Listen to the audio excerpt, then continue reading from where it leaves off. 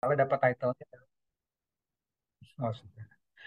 Scaling, oh ini masih terpencet sepertinya Bu ya. Ya, sudah terlihat lagi, Bu Dian? Sudah ya. Topiknya adalah scaling up UKM for food industry, kalau kalau nggak salah ya, kemarin ya, Bu Dian. Oke. Nah, mau nanya aja ke adik-adik yang GPA-nya yang luar biasa, jadi pinter-pinter nih. Jadi kita nanti agak lebih cepat. Mau tanya aja, ada yang tahu nggak foto ini siapa? Mungkin salah satu yang mau jawab duluan boleh. Nggak ada yang menjawab ya Bu ya. Masih malu-malu sepertinya Bu Dian dari tim mahasiswanya. Ah, kalau boleh tahu Mbak Dian tahu nggak nih siapa? Eh, saya kurang tahu, Pak. Kalau saya, Oke, namanya adalah Lestari Van Loren katanya. Jadi ini adalah the first telegram yang dibuat based on AI. Jadi nggak real nih. Jadi lagi ngetren, silakan yang cowok-cowok terutama tuh ada hmm, yang mahasiswa pengen mengikuti. Ini the first AI. Jadi ya zamannya sekarang kita sampai bingung ini real atau nggak real.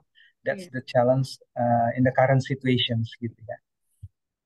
Nah, sebelumnya saya mohon adik-adik kali ini boleh jawab biar lebih bebas sedikit. Mau diartikan boleh, enggak juga boleh. Mungkin kalau kita baca dari sini sampai sini, tugasnya gampang nih, Mbak Dian juga boleh jawab. Berapa banyak huruf F? F, Nah, mungkin kayak kita lihat iklan di Google, saya kasih iya, waktu 6 second atau 15 second lah, saya kasih bonus.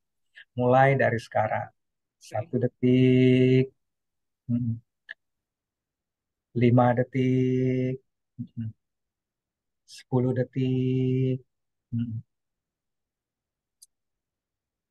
15 detik. Nah, mungkin kalau mahasiswinya masih malu-malu, saya nanya Mbak Diana. Jadi ada berapa huruf F kurang lebih ya? Kalau yang lain-lain malu boleh chat, tulis di chat aja oke. Saya sih hitungnya 6 ya, Pak. Ada 6. Nah, kita lihat nggak tahu Iya, nanti yang masuk berapa. Tapi amazingly, Mbak Dian mohon maaf, di sini ada 10. Tapi jangan takut, saya yakin mahasiswa yang cerdas-cerdas ini juga salah. Nah, jadi sebenarnya kebanyakan orang missingnya itu ada iya, di off-off ini nih Bu, sebenarnya. Kebanyakan. Jadi amazing. Jadi memang di dunia sekarang tadi ada perkembangan AI, kita juga jadi bingung mana reality, mana yang bukan reality. Atau kalau kita marketing, kita buat iklan, TV-nya atau digital campaigns-nya dilihat oleh semua orang yang sama, tapi take out-nya masing-masing orang berbeda. Jadi ini menariknya dunia marketing. Mm-mm. Kita masuk topik, jadi ini kantornya Mayora, jadi kita as a company pengennya serving goodness and happiness to the world. Makanya negaranya semakin lama semakin banyak. Nah, tapi ini yang bagus menurut saya. Everything big itu pasti dimulainya dengan small. Jadi kalau sekarang hebohnya adalah startup, Mayora pada zaman dulu 1948 ketika berdiri sebenarnya kayak startup sebenarnya. Jadi nggak ada yang tiba-tiba lahir langsung besar gitu ya. Jadi Mayora is a long history dari tahun 48 sampai dengan sekarang. Untuk size atau turnovernya sekarang udah di atas 40 triliun atau dalam US dollar 3 billions US dollar. Nah, yang pertumbuhan KEGAR karena mahasiswanya canggih ini compound annual growth rate. Nah, itu kan mungkin mahasiswanya udah lebih canggih lah sekarang. Tapi yang menarik buat Mayora ini ada dua hal yang saya catat adalah pertama, kita sudah berhasil lah masuk ke 100 negara. PR masih banyak. Opportunity masih banyak, tantangan juga masih banyak. Itu fakta yang pertama yang cukup menarik buat Mayora. Fakta kedua adalah dalam hal revenue kita, half is actually coming from international market. Tapi diingat, yang besar ini dimulainya lewat yang kecil. Jadi itu sedikit pengenalan tentang Mayora. Nah, kita masuk ke topik karena kemarin ini kan saya juga yakin adik-adik mahasiswa-mahasiswi punya background yang berbeda. Jadi kalau saya ditanya sebenarnya when we talk about marketing, banyakkan orang cuman ingatnya oh STP aja, segmentasi, targeting, positioning. Atau orang yang ngomongnya adalah cuma sekedar marketing mix. Apa sih marketing mix? 4P. Product, price, promotion, place. Di buku Philip Kotler juga tertulis begitu, nanti di berbagai marketing textbook juga begitu. Nah, Saya suka banget dengan apa yang dibuat oleh sebenarnya Mark Plus, Pak Hermawan Kartajaya, orang asli Indonesia, menggabungkan berbagai teori dan pengalamannya. Dia nyebutnya kalau marketing itu nine core elements. Menurut saya ini saya menyarankan banget untuk para adik-adik mahasiswa, mahasiswi yang mau start bisnis ini very basic marketing tapi juga nggak gampang. Instead of kita berbicara 4P, yang diingat itu adalah 9 elemen. Jadi kita mulai dulu yang strategik. Sebelah biru ini ada 3 nih. Ada yang disebutnya sebagai STP. Semua textbook ada gampang. Segmentasi, targeting, positioning. Tapi yang di taktik, nah 4P itu ada di marketing mix. Tapi di luar marketing mix, itu ada yang namanya differentiation, ada namanya selling. Ini yang namanya taktik. Tapi yang namanya value itu ada brand, ada service, ada proses. Nah, kebanyakan kalau kita mau nanya contoh gampang, kalau saya pengen jual makanan di UMKM, sebenarnya pertanyaannya segmennya mau kemana? Nah, kalau kita nggak bisa jawab, is kind of a PR lah buat kita untuk menentukan who is our segment. Setelah dari segmen, kita juga harus nentuin dari segmen yang besar ini target utamanya siapa. Nah, dari target yang sudah kita pilih ini, katakanlah usia segini, behaviornya segini. Nah, positioning produk saya ini apa? Apakah sehat? Apakah enak? Apakah gabungan sehat enak? Apakah gabungan produk tradisional? Atau apa? Nah, itu harus tajam. Nah, kemudian di taktiknya, of course, 4P, ada selling, ada differentiation. Nah, differentiation ini paling penting. Kalau saya jualan gado-gado, di tempat jualan gado-gado di Jogja banyak banget. Atau bukan jual gado-gado, yang lebih dari Jogja ini adalah bukan nasi uduk, apa ya, nah, Gudeg, bukan, apa bu, gudeg, sorry gudeg. gudeg ya. Ah, gudeg ini kalau saya jualan gudeg, terus saya jualan gudeg lagi di jalan itu susah, karena gudeg yang ngetop akan semakin ngetop, tapi gudeg saya kalau nggak ada pembeda repot. Nah, tapi kalau kayak gado-gado, semua orang jualan gado-gado, tapi ada orang yang jualan gado-gado kacangnya dari kacang mede, harga lebih mahal, tapi tiba-tiba dia berbeda. Nah, ini yang paling kelihatannya gampang di marketing, tapi in the reality, banyakkan para UMKM yang saya sayangin adalah produknya copycat. Nah, ini yang harus kita pikirkan, apalagi kalau mau masuk ke pasar luar. Kalau kita semuanya dikirimnya sama, terus what is the reason for consumer to try your product gitu. Kayak saya misalnya pakai enzim, pasta gigi enzim. Terus ada yang ngeluarin pasta gigi merek keren abis gitu. Tapi kalau saya nggak lihat bedanya, benefitnya ke saya akan stay dengan brand saya gitu pastinya. Nah, hal-hal yang differentiation seolah-olah gampang, in the reality itu kadang-kadang dilupakan para UMKM atau anak-anak yang baru masuk ke bisnis lah gitu. Nah, saya yakin kalau UGM pinter-pinter lah, cerdas. Kemudian kita masuk ke brand, service proses. Brand yang paling masuk ke kategori 3 ini yang keren itu Anda bisa ngeliat McDonald. All over the world, mereknya sama, brandnya sama. Service-nya itu juga sama. Lebih dari 2 menit, gratis kentang, mungkin. Tapi proses, itu juga all over the world sama.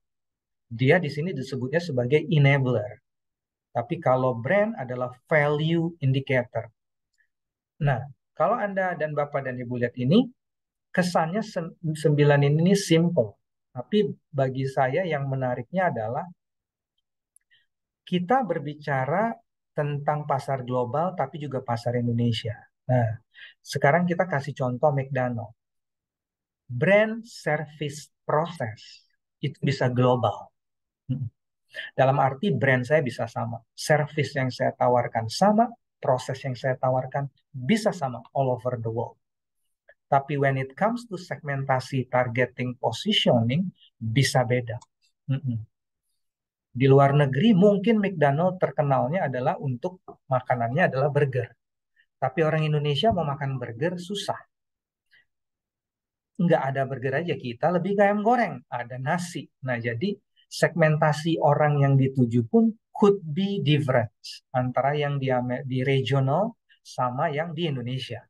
Jadi kalau strategi boleh diregionalkan di ASEAN misalnya, tapi nggak bisa mengglobal sometimes. kecuali ada brand-brand tertentu yang strategi SDP-nya bisa sama, itu lain soal. Tapi yang menariknya, when it comes to taktik 4P, nah, coba aja ke ASEAN, ke Filipina, coba aja ke US, nyari McDonald minta sambal gitu, setengah mati. Mm-mm. Sambal, mungkin sambal yang ada di Indonesia udah pasti. Tapi makanya kita ke Hong Kong, kita kemana-mana, sambal susah. Terus kedua minta nasi kalau kita ke US dan lain-lain nggak ada. Nah, marketing mix di sini harus dilocalize. Jadi slide ini saya spend-nya agak lama, kelihatannya sederhana, tapi saya rasa nih, karena saya juga background-nya finance, sebenarnya bukan marketing. Jadi saya belajar marketing dari sebenarnya 9 core element ini nih. Saya ngelihat, wow, secanggih-canggihnya orang marketing, ilmunya setinggi apa, yang paling komprehensif dari semua buku yang saya baca, ini lagi. Bahasa Indonesianya ada, dibuat oleh orang Indonesia, komprehensif. Sekarang juga Pak Hermawan gabung sama Kotler.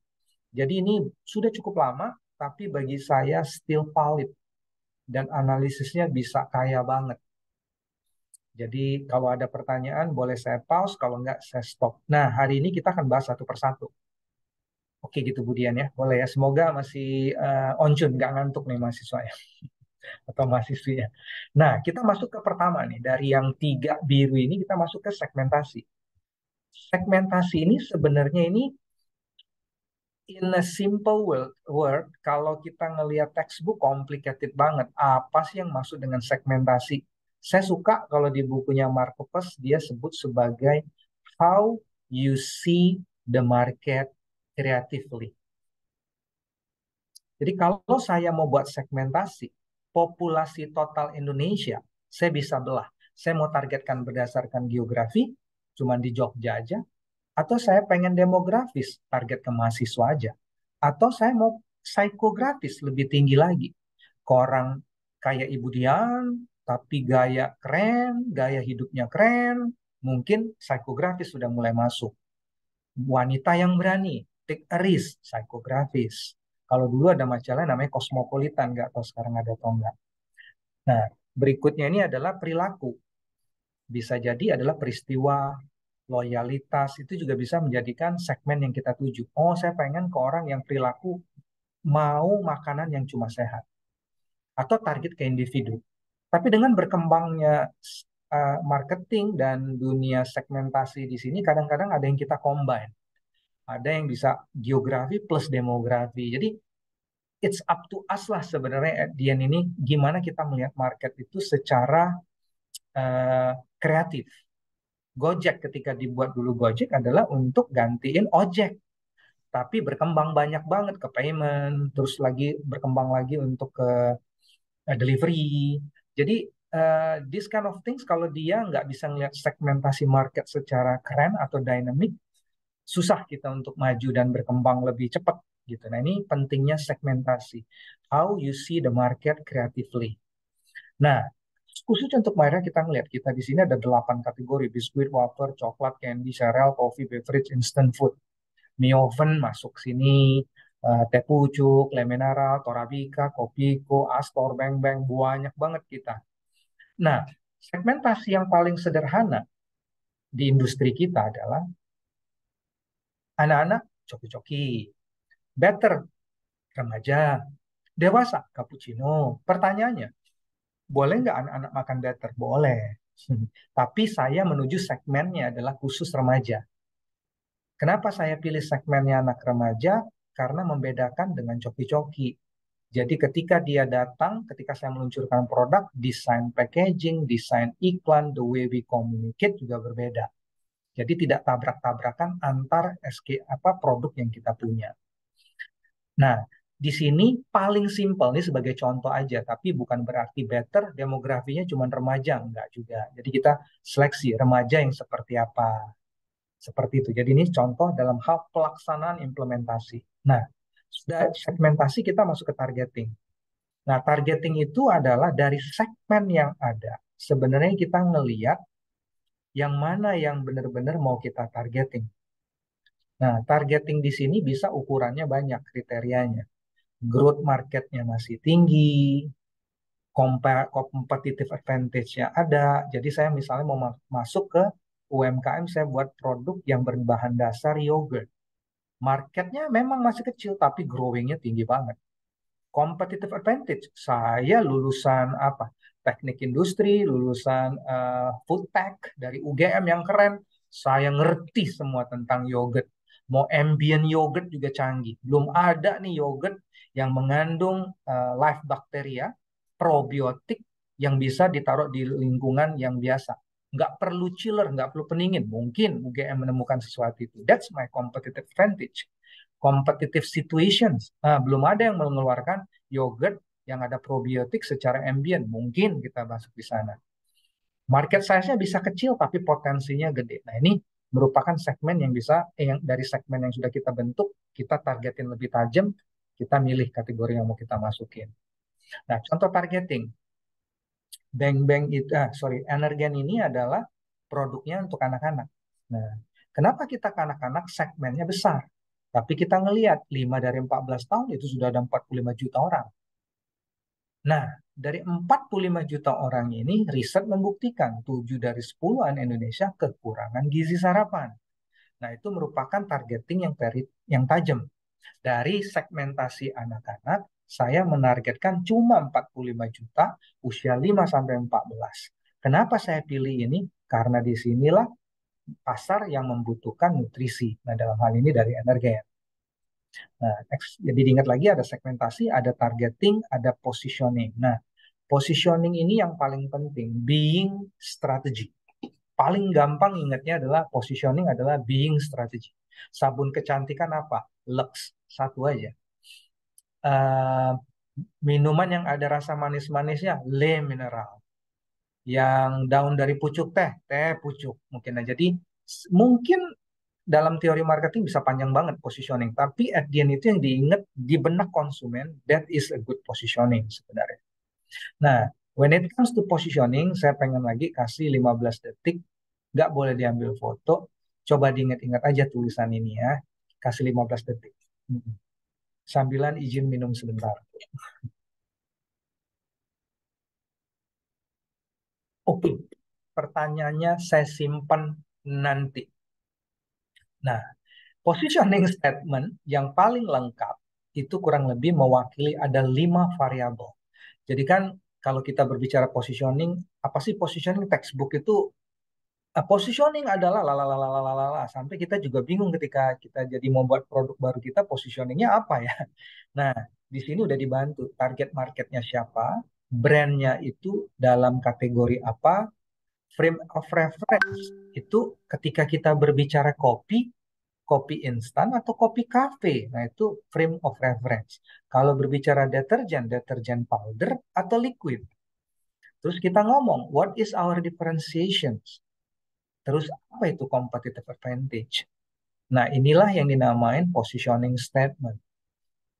Nah, pasti bingung nih adik-adik. Nah, jadi jangan bingung, intinya dari positioning itu kita harus tahu target marketnya itu siapa, brand kita apa, kita beroperasi di frame of reference-nya apa, di yogurt, di gado-gado, di jualan busana muslim, atau apa. Pembedanya kita apa, dan competitive advantage yang ada atau reason to believe kita apa. Saya ngambil contoh untuk gurihnya kelapa asli. Hangatkan suasana aroma kelapa. Jadi ini positioningnya adalah untuk ibu yang selalu memberikan yang terbaik untuk keluarganya. Roma kelapa adalah biskuit keluarga yang terbuat dari kelapa asli, gurih rasanya, sangat enak, dicelup dengan teh, kopi, dan susu. Membuat suasana kumpul keluarga semakin hangat. Jadi target marketnya very clear ibu-ibu, brandnya Roma kelapa, frame of reference adalah jualan biskuit, diferensiasi kita adalah dari kelapa asli, competitive advantage atau RTB-nya adalah perfectly bond with tea, coffee, and milk. Karena kita kalau Oreo katakan, nggak ada yang nyatet kan, nggak apa-apa lah. Jadi Oreo nggak enak dicelup karena ada krim. Tapi kalau Roma kelapa perfect banget mau celupin teh, kopi maupun susu. Nah itu pembedanya kita. Untuk saat ini Roma kelapa adalah biskuit yang terbesar di Indonesia. Jadi usianya udah cukup lama dan sudah cukup punya strong heritage. Nah ini positioning. Semoga tidak membingungkan, STP-nya sudah selesai. Kita ngelihat iklan Roma Kelapa. Biar nggak bosan, biar mahasiswanya nggak ngantuk nih Budian. Semoga musiknya bisa terdengar. Rumah beres, kerjaan beres. Lee Min Ho, Roma Kelapa. 수고했어요. 비스킷 너무르 사토, 온특 이브 너무르 사토. 맛있다. Apalagi kalau dicelup. 진짜. 맛있어. Dari kelapa pilihan, Roma Kelapa gurihnya asli, meleleh. 로마 클라파, 비스킷 너무르 사토, 온특 이브 너무르 사토. Oke, jadi kalau dari positioning tadi kita menargetkan ibu. Jadi komunikasi kita angkat lagi. Roma Kelapa, biskuit nomor 1 untuk ibu nomor 1. Nah, pertanyaan kenapa harus Lee Min Ho? Nah, biar orang-orang seperti Budian dan cewek-cewek yang muda tertarik lagi beli Roma Kelapa. Tidak menganggap Roma Kelapa itu brand yang tua. Seperti itu. Rumah Nah, saya kasih lihat lagi satu iklan lagi. Semoga ada iklan ini, iklan Bang Bang sudah cukup lama, tapi menarik untuk kita bahas dalam hal positioning. Kita udahan aja ya. Kenapa? Kamu sukanya makan beng-beng langsung. Tapi papaku setujunya beng-beng dingin. Maafin aku. Beng-beng, 4 kelezatan dalam 1 gigitan. Beng-beng memang satu, makannya yang beda. haruskah kita lantas bisa meski sama-sama suka beng-beng? Ini namanya adalah positioning. 4 kelezatan dalam 1 gigitan. Jadi positioningnya kita adalah orang cinta banget dengan beng-beng. 4 kelezatannya itu keren banget gitu. Tapi kita menemukan insight semua orang makannya kadang-kadang beda. Ada yang pengen dikulkasin dulu, ada yang pengen ditaruh di dashboard mobil sehingga coklatnya meleleh, dia senang banget. Nah, karena positioning kita nih targetin ke remaja. Dan remaja ini apa sih? Live the moment. Ngocol, witty, agak sedikit cool. Jadi hal yang receh seneng ketika diangkat. Masa sih dia putus pacar gara-gara cara makan beng-beng. Jadi kita create a lot of conversations di konsumen. Jadi ini salah satu contoh penerapan dalam positioning ke iklan. Oke, nah pertanyaannya Bu Dian. Saya minta semoga yang chat nggak usah malu-malu. Mahasiswanya ini masih malu-malu nih. Mau nanya Mbak Dian dan mahasiswa, tolong dicatat. Yang tadi saya suruh ingat poin ada atau tidak. Mungkin Mbak Dian boleh mewakili mahasiswa. Apakah ada poin? Poin kayaknya nggak ada ya Pak ya kalau Nggak ada. poinnya. Oke, Iya. poin nggak ada. Gimana dengan sweet? Sweet. Hmm. Sweet itu kayaknya nggak. Adanya sugar candy tadi. Sweet. Mungkin ada ya Pak sweet. Ada taste, Iya. Taste ada. taste ada, sweet ada, taste ada. Jadi poin yang nggak ada ya. Iya. Nah, itu juga tuh Bu malu-malu mahasiswanya yang ngetik cuma 1, nggak apa-apa. Jawabannya adalah yang nggak boleh bohong. Yang bohong memvalidasi dirinya sendiri aja. Sebenarnya ibu hampir benar. Poin nggak ada, sweet juga nggak ada. Problemnya dengan perception. Ketika saya ngomong sour, candy, sugar, good bitter taste, cake, tart, pie, chocolate, sweet somehow terasosiasi. Jadi ketika kita ngomong ada sweet nggak ada, gitu dia. Jadi this is the problem dengan dunia marketing, gitu ya. Positioningnya sudah clear, sometimes depend on perceptions dari orang yang ngedengerin gitu. Jadi kalau nanti sudah jadi pengusaha, jangan pelit-pelit dengan orang marketingnya gitu ya, Bapak dan Ibu ya.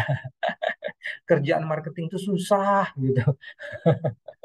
Dikasih lihat aja konsumennya kagak ngerti-ngerti soalnya. Jadi kalau belajar dari sini penting banget punya statement STP yang very clear, konsistensi yang very clear. Apalagi ya, ketekunan itu nggak boleh loncat-loncat banget gitu. Kayak seperti sekuat kalau kita ngomong bus antar kota Lorena pasti kan keluar ya Bu Eka. Jadi a very strong positioning yang menancap ke saya. Nah, kita balik ke sini. Jadi yang biru sudah selesai, STP tadi sudah selesai. Kalau brand service dan proses saya belum bahas. Nah, kali ini saya akan bahas lebih banyak tentang marketing mix sama differentiation. Nah, saya bahas akan differentiation dulu, Bu, karena ini paling core-nya. Differentiation dulu, marketing mix-nya saya bahas price. Saya pikir price produk kan sangat tergantung. Jadi kita bahas tentang distribusi aja sama promosi. Jadi ada 3 yang akan saya bahas kali ini adalah differentiation, dalam hal ini konsep, sama marketing mix. Marketing mix kita akan bahas tentang distribusi di Indonesia, dan perkembangan distribusi itu sendiri plus promotions. Nah, kita masuk ke produk. Kalau Bapak adik-adik ngelihat yang di sini, finally I understand why cars have this thing. Ini adalah unik, padahal tujuannya bukan itu, gitu kan? Jadi kita sometimes memberikan produk yang unik ke konsumen, tapi nggak dihargai. Penting nggak uniqueness? Penting sekali. Tapi kalau disalahartikan akan trouble juga begitu. Nah, ini yang jadi tantangan kita sebagai marketing. Handphone, kita bisa buat handphone yang sekeras batu sehingga bisa melempari orang. Unik. Tapi apakah itu bermanfaat? Enggak. Nah, di dalam konsep marketing ada yang namanya point of differentiation, tapi saya juga seringkali ngomong ada yang namanya POP, point of parity. Jadi kalau saya meluncurkan produk yogurt, Cimory sudah ada di sana. Nah, apa yang dinamakan dengan point of difference? Apa yang membedakan saya dengan Cimory? Saya akan bilang, Cimory butuh kulkas. Saya bisa lebih murah. Nggak perlu kulkas, probiotiknya masih dapat. Nah, itu point of difference. Tapi point of parity-nya apa? Point of parity-nya ada sebagai yogurt minimum rasanya saya nggak boleh kalah dengan si Cimory. Nah, itu point of parity sometimes. Packaging-nya mungkin harus sama, minimal sama. Paling bagus kalau berbeda. Jadi ada hal-hal yang kita harus deliver, ada harus yang kita bedain. Kalau saya membuat handphone lagi, point of parity-nya adalah boleh nggak bisa texting, bisa WhatsApp, sudah wajib. Harus punya Wi-Fi, bisa 5G. Itu is a given factor. Itu yang kita namain point of parity. Nah, in many cases, kalau kita melihat UMKM, apa yang dianggap sebagai point of difference is actually point of parity. Nah, ini yang mudah-mudahan bisa membantu lah adik-adik ketika nanti lebih challenge dirinya sendiri. Am I really different? Am I offering something very useful for my customer atau enggak? Nah, di China, waktu saya ke China, ada Mercedes ini, dia buy Mercedes Me. Ini restoran. Jadi showroom, mobil bawahnya, atasnya restoran by Mercedes Me. Ini sesuatu yang menurut saya positioningnya mewah, logikanya restorannya akan mewah. Begitu. Nah, jadi bisa extend nggak? Mungkin bisa. Bisa kolaboratif, bisa partnership, bisa banget mungkin. Mungkin restoran ini nggak dipunyai oleh Mercedes-Benz, tapi di power sama si Mercedes-Benz. Jadi collaborations can be bisa banyak banget ke depannya terjadi, sangat memungkinkan. Tapi itu akan terjadi jika my positioning itu very sharp seperti Mercedes. Jadi orang mau partneran dengan kita gitu. Nah, berikutnya. Sebelum berbicara produk, kita harus punya konsep. Many cases di UMKM, saya punya produk, tiba-tiba mau ekspor ke China, ke market yang besar, atau apapun juga. Problemnya adalah produknya mereka, konsepnya apa. Le Mineral tidak akan sukses, harga sama dengan market leader, brandnya A tadi. Kalau saya tidak mempunyai konsep, susah. Karena water is just water. Akibatnya orang berebut harga murah. Kalau ini enggak. Kita berani heads on sama yang brandnya A, kita ngomong ini beda, lebih baik. Kenapa? Mineralnya mengandung mineral esensial. Sehingga rasanya ada manis-manisnya. Disegel, biar tidak terjadi penipuan. Ketiga, botolnya keras sebelum dibuka. Kenapa? Karena kalau enggak terjadi oksidasi dengan mineral yang ada di dalam botol. Jadi kita mencegah oksidasi sehingga mineralnya efektif sampai ke tangan konsumen. Yaitu beberapa positioning dan differentiation yang kita kerjakan biar kita berbeda dengan pemain lain sehingga kasih reason orang lain pengen kita. Minute Maid Pulpy Orange. Kalau tanpa bulirnya jeruk, they are just sirup sebenarnya kan. Nah, tapi dengan minutes ada bulir-bulir pulpy-nya tadi, harganya bisa 6.000 7.000. Kalau sirup mungkin 1.000 2.000. Nah, ini yang kita sebut sebagai we have a concept, not just a product. Nah, konsep yang bagus biasanya over entirely benefit yang baru, atau dia menawarkan secondary benefit kayak Le Mineral tawarkan, atau teh pucuk yang tawarkan, nggak nyangkut di leher, manisnya pas, nggak ada pahit-pahitnya, pakai dalam teh pucuk halus. Mungkin ini yang kita dari pucuk asli, nah ini artinya secondary benefit yang kita tambahkan. Atau kita comparative claim. Harganya beda aja. Ini kamu bisa pelembab yang bisa mutiin. Gue selain mutiin, dia juga bisa protect kamu dari sunscreen, dari matahari misalnya. Jadi kita memberikan comparative claim kelebihan kita apa. Dia eliminate an important negative in existing product. Kalau existing product yang sudah besar, tapi orang takut deterjen, semuanya bagus. Tapi problemnya kalau dicuci kadang-kadang memakan tangan. Keluarlah gentle gen dari tumbuhan, tangan tetap halus.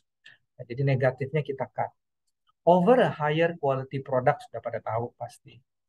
Tap into current emerging trend yang ada di masyarakat. Jadi kalau sekarang lagi trennya kosmetik mungkin bisa kita ikutin, tapi harus jelas pembedanya apa. Post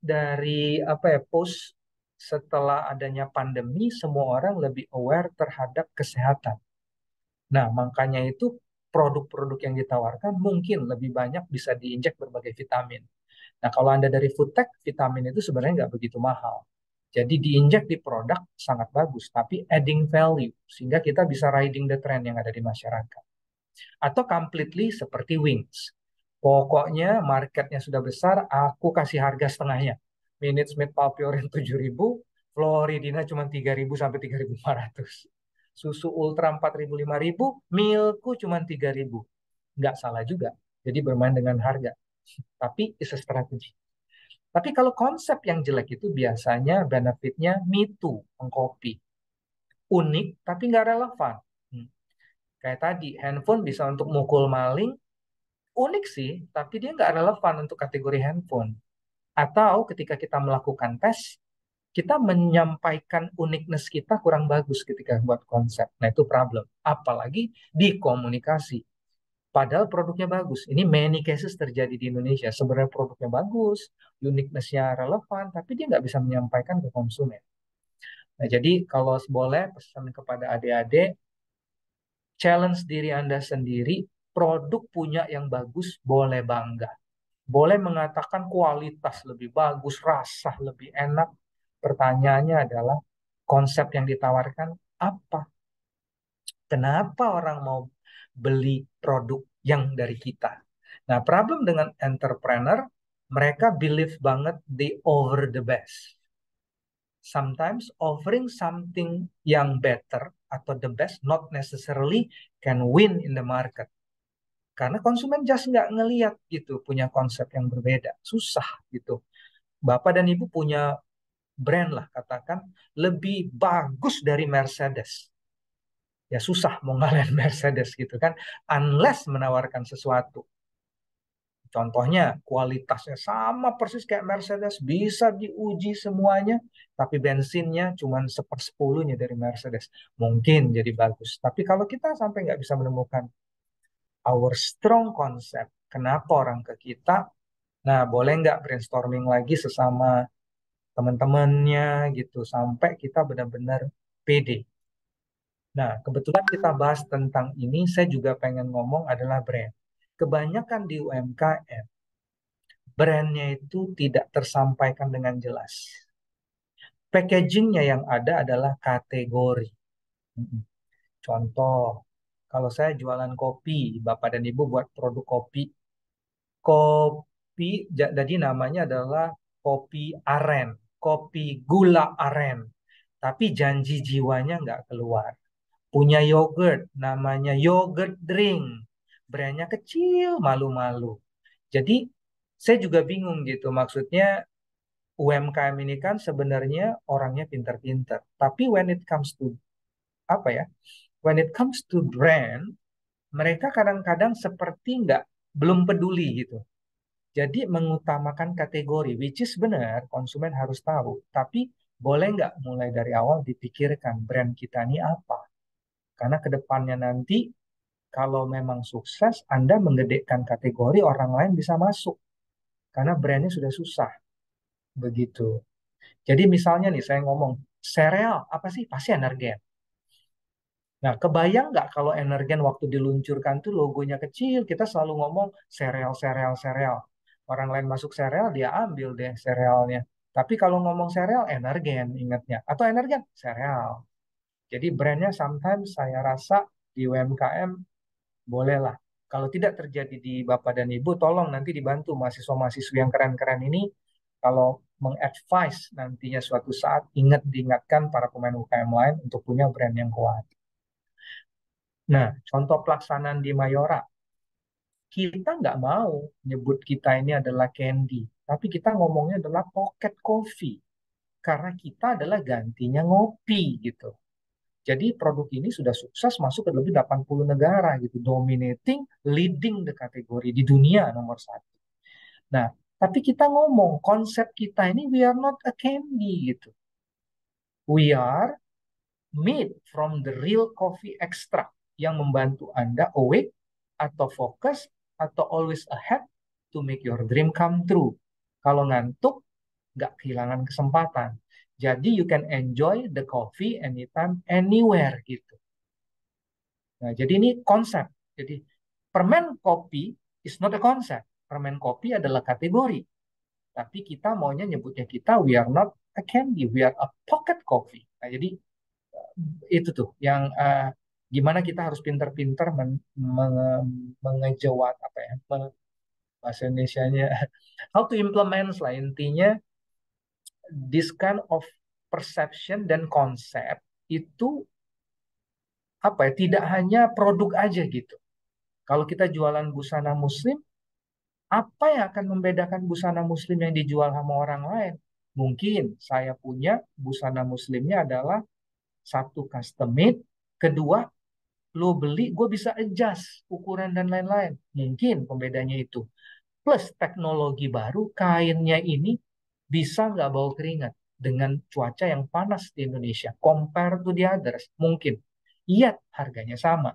Jadi again balik lagi harus punya a strong concept, not just product. Nah, once kita punya produk plus konsep yang kuat, nah Anda lihat gitu, Kopiko bisa dibawa sampai ke luar angkasa. Bukan oleh kita, tapi oleh astronot di tahun 2017 gitu. Nah, jadi kita punya konsep gitu. Jadi lo minum kopi di luar angkasa susah, nggak ada gravity, liquidnya melayang-melayang. Udah paling gampang adalah minum kopi gitu kan. Makan Kopiko. Sama kayak ini gitu, Mr. Elon Musk. Kita tawarin ini lo Indonesia. Indonesia.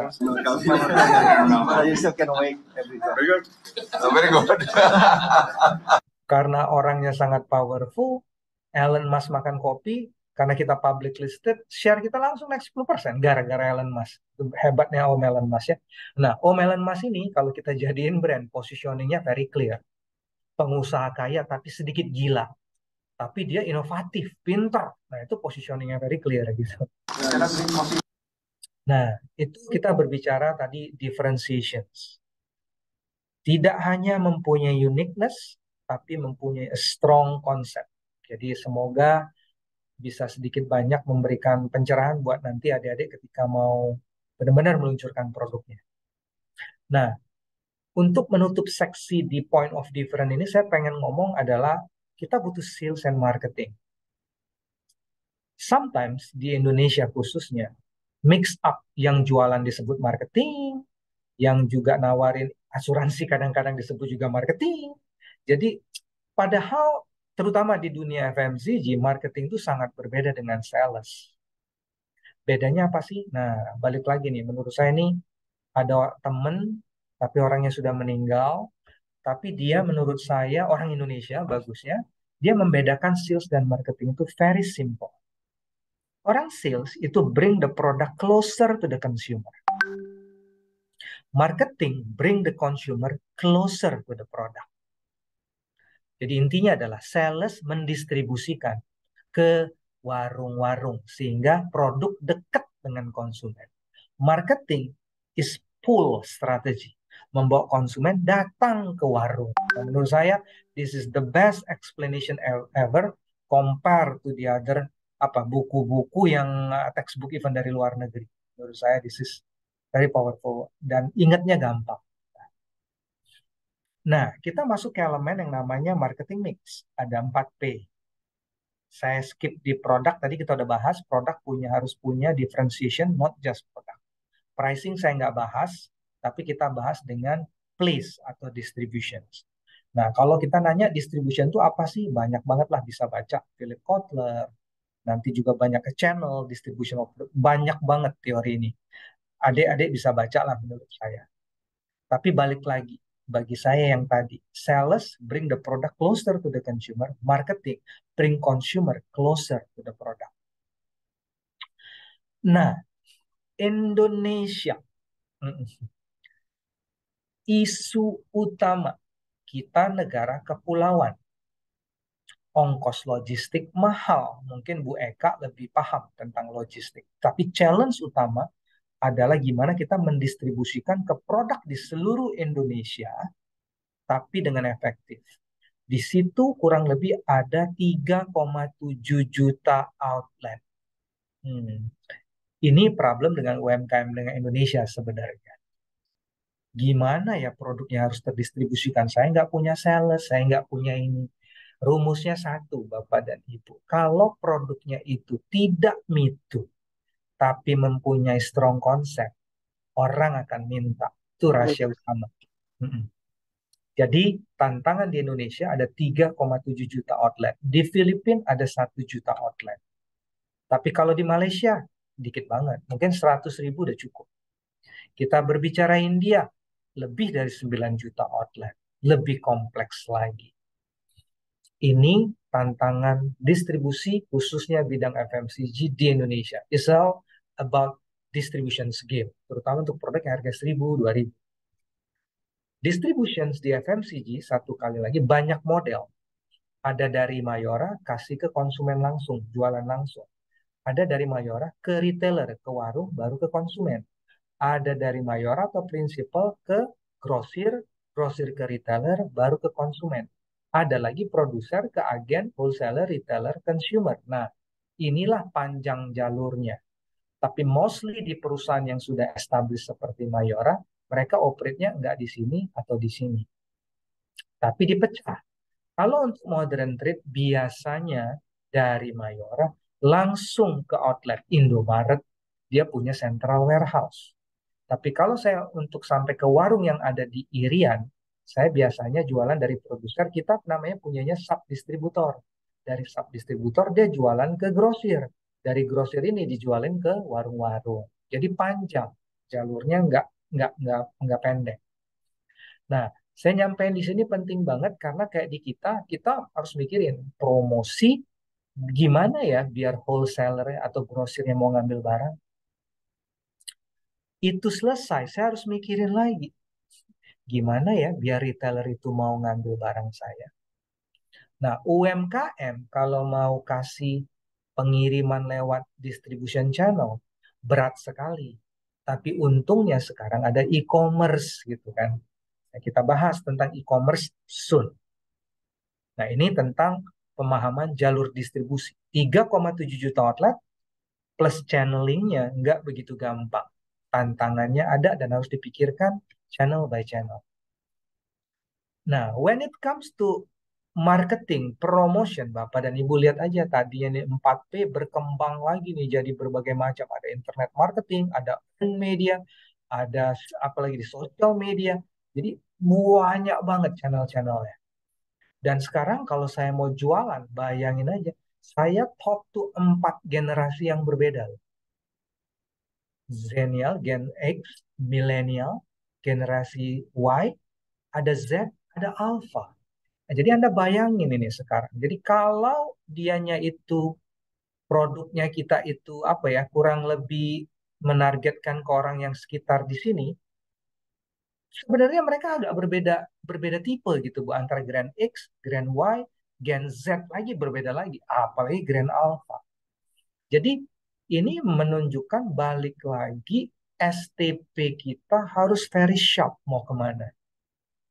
Jadi nggak bisa kita ngomong, udah deh saya sebenarnya marketnya besar Gen Y, tapi saya melupakan Gen Z, itu juga susah. Jadi balik lagi memang kita ini produk utama ini mau diimagekan seperti apa. Biasanya Bu, biasanya ya adik-adik.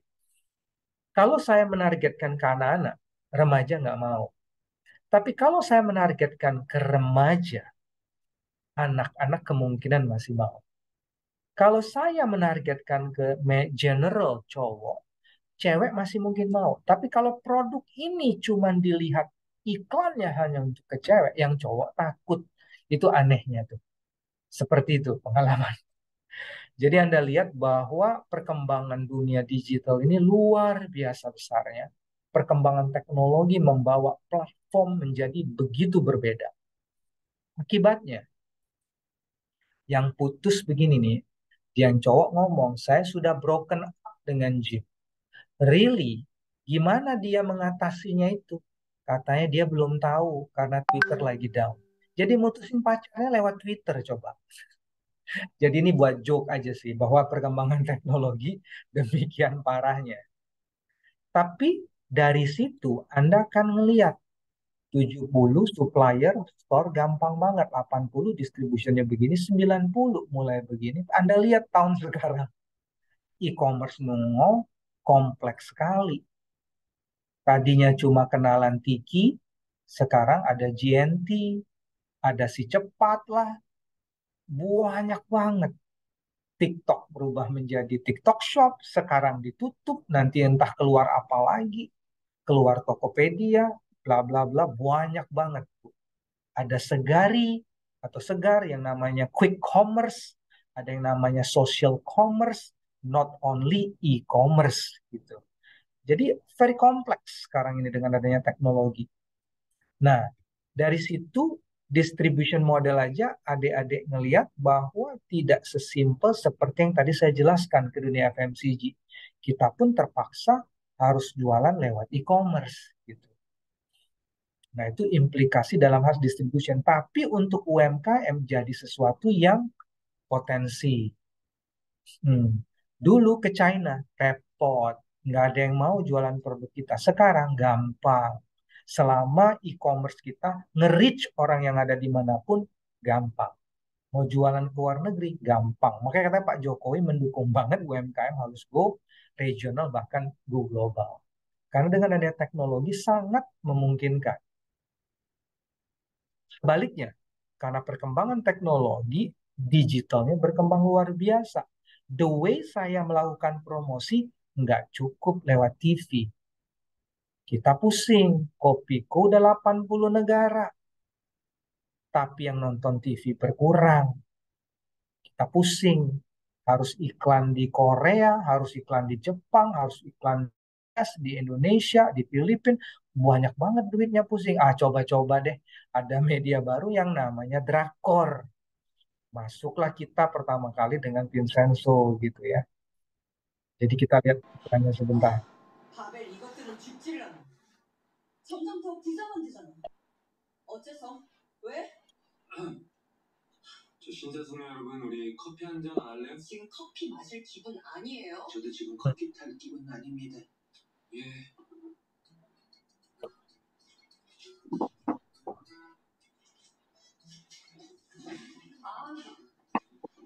이 정범생 이 배신자 새끼.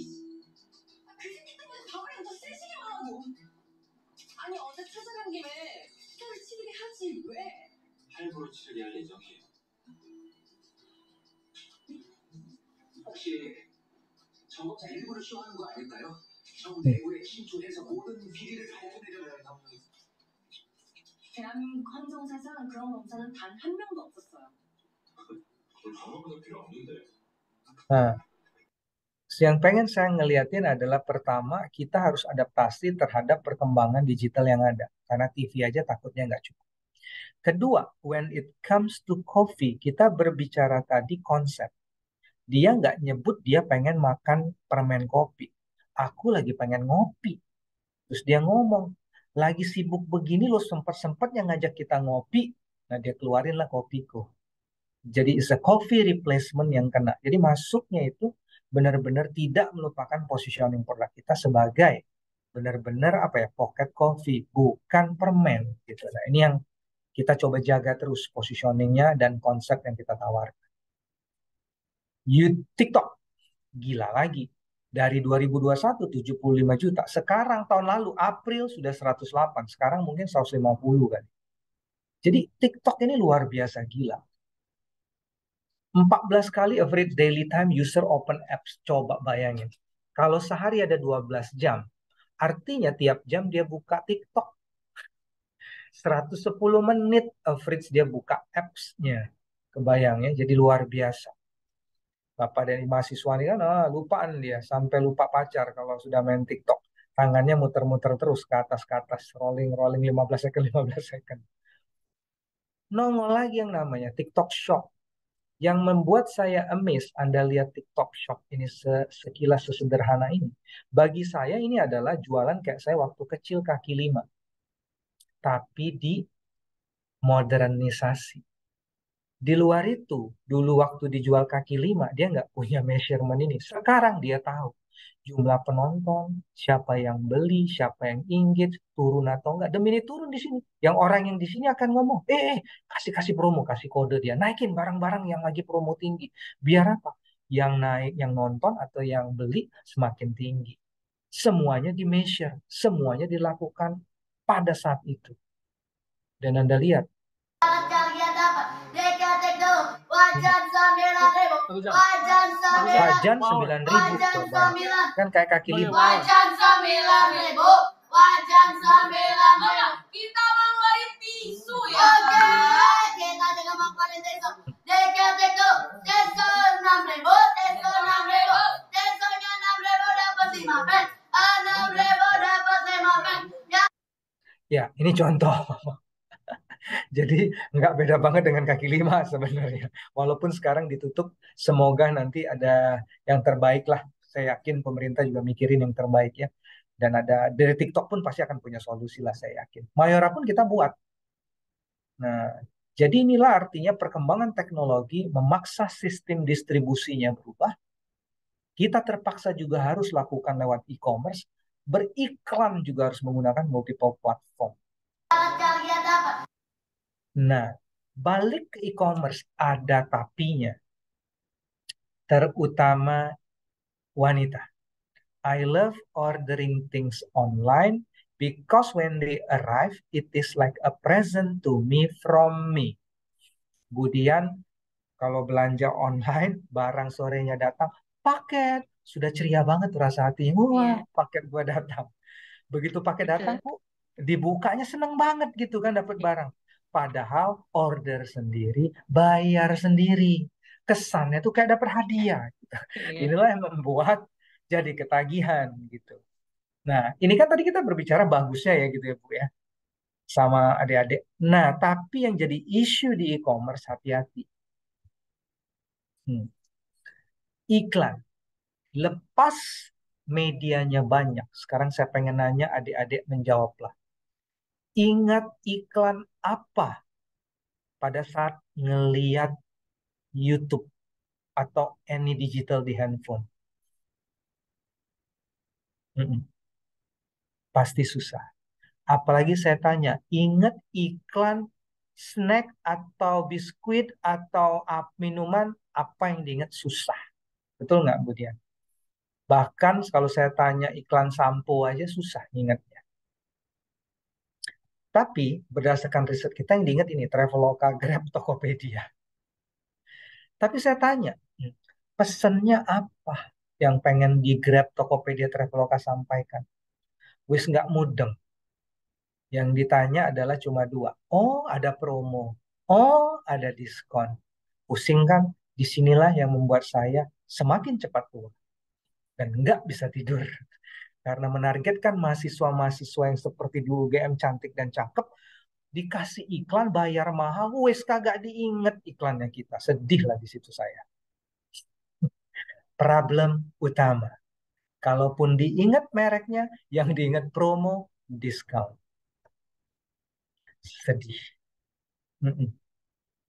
Sebaliknya, kalau di e-commerce, kenapa beli di e-commerce? Nggak jauh beda. Promo, diskon. Pandemi, e-commerce, boom, naik. Setelah pandemi over, nggak mau lagi. Sudah nggak ada promo, nggak beli lagi. Nggak ada free delivery, kagak beli lagi. Aduh, official store-nya saya buang duit di sini sekarang. Jadi e-commerce very challenging, terutama untuk kategori FMCG.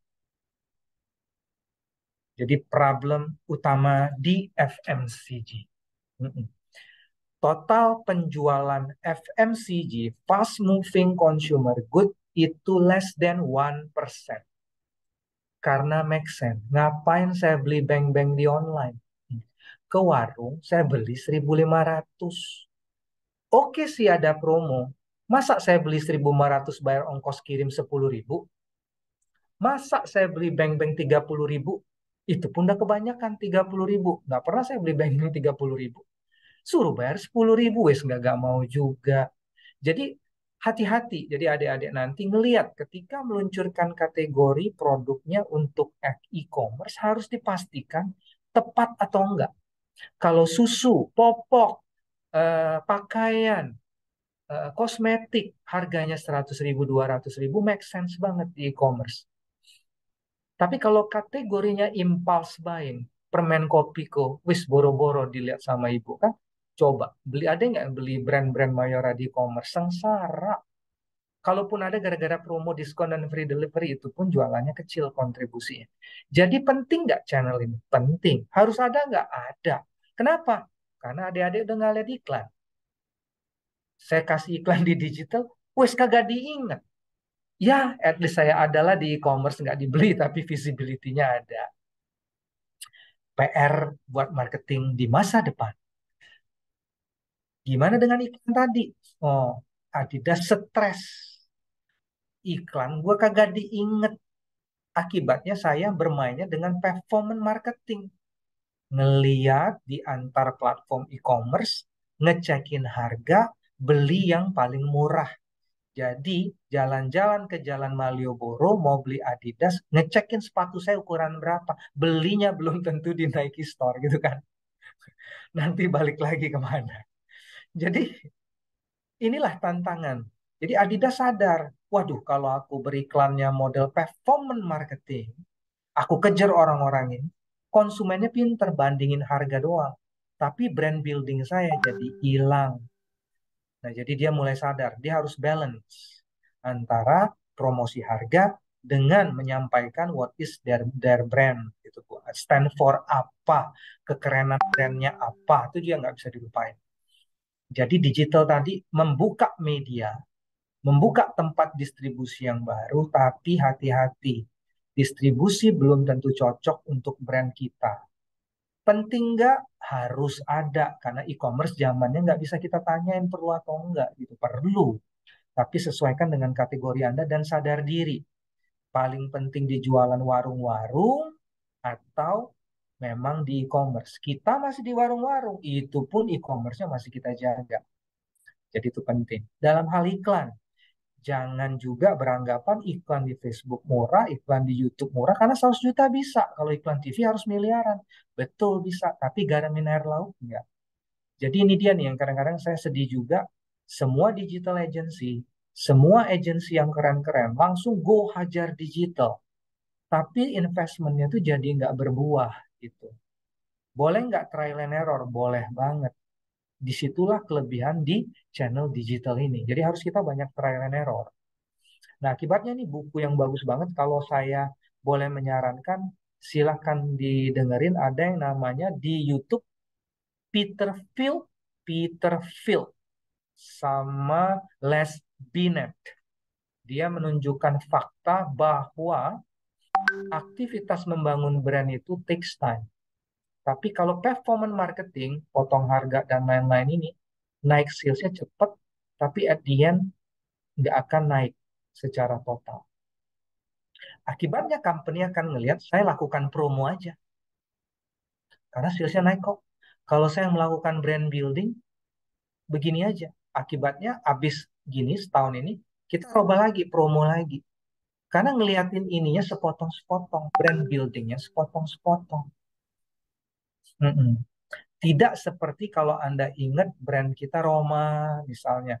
Kita memang iklannya kadang-kadang nggak memberikan impact secara jangka pendek.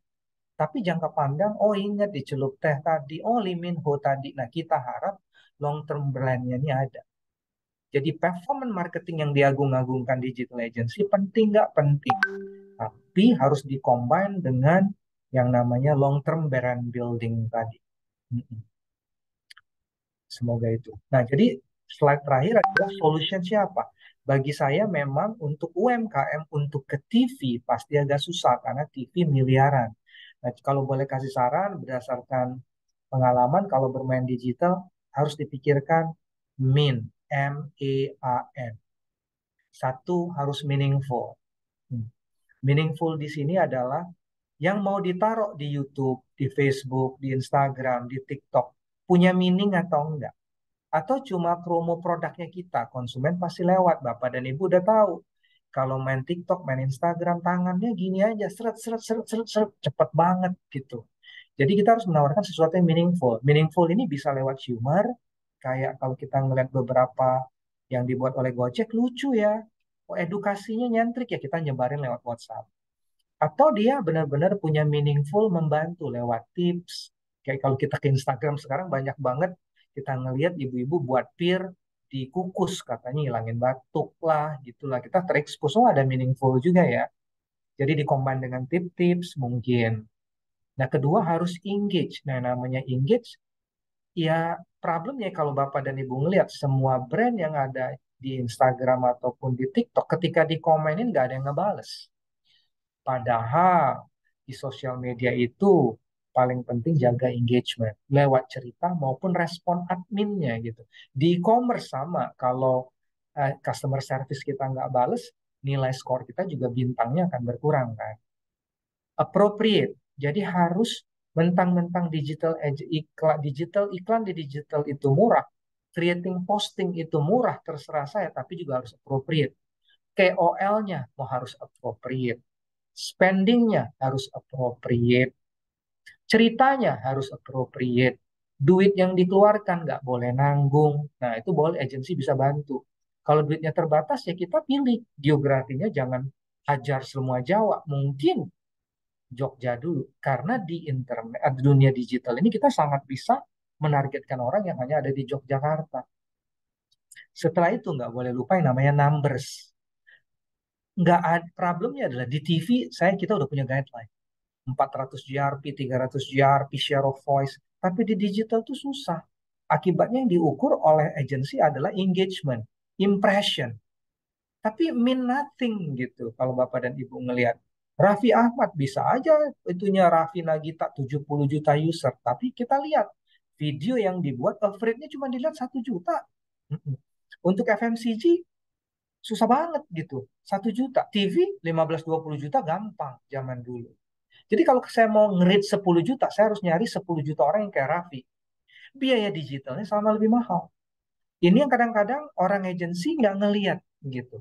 Impact dari yang di digital ini sometimes nggak sebesar yang digaung-gaungkan. Termasuk posting. Posting pagi, posting siang, posting malam, Anda harus belajar. Impact like-nya, impact orang yang komen lebih banyak kapan, apakah sekali post harus 2, feed-nya langsung, atau 3. Karena nggak ada guidance, harus balik lagi. Kita yang buat norm sendiri. Jadi balik lagi ada 4 hal ini. Meaning harus bagus buat konsumen, engage ceritanya harus menarik, engage juga dijawab lewat customer service, engage dijawab oleh admin kalau di IG atau di TikTok. Appropriate KOL-nya, appropriate ceritanya, appropriate media spend-nya juga. Jangan nanggung. Keempat, koleksilah data-data yang ada agar bisa mempunyai norm sendiri. Percayalah, nggak ada yang bisa bantu diri kita di dunia digital ini kecuali kita berdasarkan pengalaman kita sendiri saat ini. Itu pengalaman saya sih. Kita juga masih perlu belajar banyak karena belum sempurna. Jadi demikian dan semoga bermanfaat buat adik-adiknya. Terima kasih, Budian dan adik-adik semuanya. Ya, terima kasih Pak Riki. Luar biasa Pak presentasinya. Oke, Oke, semoga mahasiswanya belum tertidur, Bu. oke. Bagaimana kalau kita mulai tanya jawab ya Pak ya? Boleh? Boleh, Bu. Boleh. Oke, buat mahasiswa mungkin ada yang mau bertanya, boleh angkat tangan.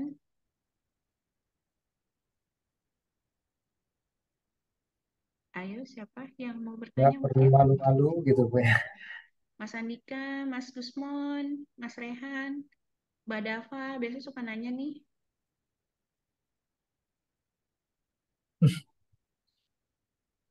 Waduh, Masih malu-malu atau materinya membingungkan?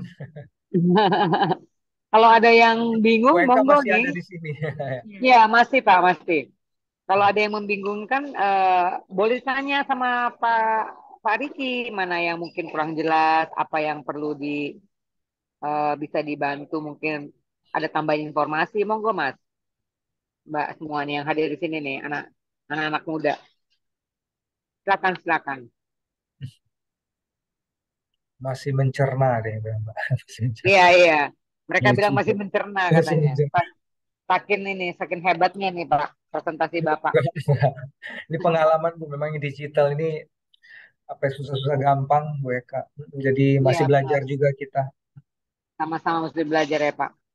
Tapi tadi Betul. tadi apa yang Bapak sampaikan tadi sebenarnya bagi saya pribadi sih juga itu refreshment ya, menyegarkan kembali gitu eh, pengetahuan saya mengenai marketing dan saya percaya bahwa eh, apa ya namanya belajar tuh tidak boleh berhenti. Oke, monggo Pak nih Mas Gusmon mau nanya nih Mas Gusmon, monggo monggo Mas. Oke. Oh, Oke, ini membranding dari Pak Gusmon ya. Nah, Mas Gusmon.